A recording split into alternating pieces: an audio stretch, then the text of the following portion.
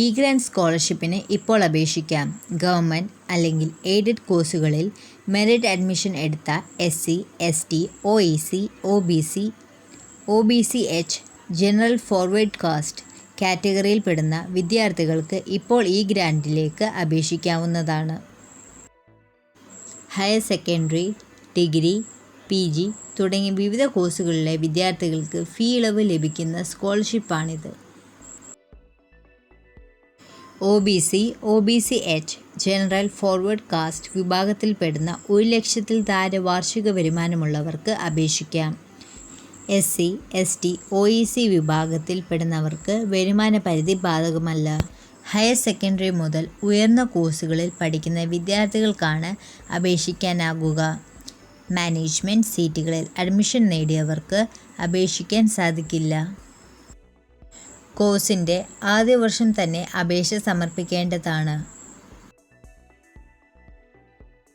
അപേക്ഷിക്കാൻ ആവശ്യമായ രേഖകൾ: admission memo, SSLC certificate, +2 mark list, community certificate or caste certificate, income certificate, nativity certificate, bank passbook, Aadhaar copy, hostel inmate certificate, degree certificate for PG students.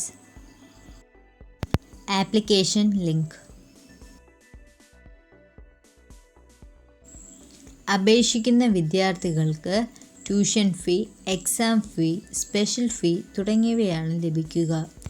SC, ST വിദ്യാർത്ഥികൾക്ക് hostel grant കൂടി ലഭിക്കുന്നതാണ്. സ്കോളർഷിപ്പിന് ആദ്യ വർഷം അപേക്ഷ സമർപ്പിക്കാത്ത പക്ഷം ട്യൂഷൻ ഫീ, എക്സാം ഫീ തുടങ്ങിയവ നിങ്ങൾ അടയ്ക്കേണ്ടി വരുമെന്നതിനാൽ അർഹരായ ഓരോ വിദ്യാർത്ഥിയും നിർബന്ധമായും ഇ ഗ്രാൻഡ്സ് അപേക്ഷ സമർപ്പിക്കുക. അഡ്മിഷൻ സ്ഥിരപ്പെടുത്തിയ ശേഷം മാത്രം അപേക്ഷ സമർപ്പിക്കുക. കോഴ്സ് അല്ലെങ്കിൽ കോളേജ് മാറാൻ സാധ്യത ഉണ്ടെങ്കിൽ അപേക്ഷ ഉടനെ സമർപ്പിക്കരുത്. സ്കോളർഷിപ്പ് തുക തടസ്സമില്ലാതെ ലഭിക്കുന്നതിനായി നിങ്ങളുടെ ബാങ്ക് അക്കൗണ്ടും ആധാറുമായി ലിങ്ക് ചെയ്തിട്ടുണ്ടെന്ന് ഉറപ്പുവരുത്തുക. കഴിഞ്ഞ അക്കാദമിക വർഷം മുതൽ ഇ ഗ്രാൻഡ്സിൻ്റെ കൂടെ മറ്റൊരു സ്കോളർഷിപ്പ് സ്വീകരിക്കാൻ പാടില്ല. ആയതിനാൽ വിദ്യാർത്ഥികൾ മറ്റ് സ്കോളർഷിപ്പുകൾ അപേക്ഷിക്കുകയും അത് ലഭ്യമാകുകയും ചെയ്താൽ ഏറ്റവും വലുത് നിലനിർത്തി മറ്റുള്ളവ ക്യാൻസൽ ചെയ്യുകയോ തിരിച്ച് അയക്കുകയോ ചെയ്യേണ്ടതാണ്.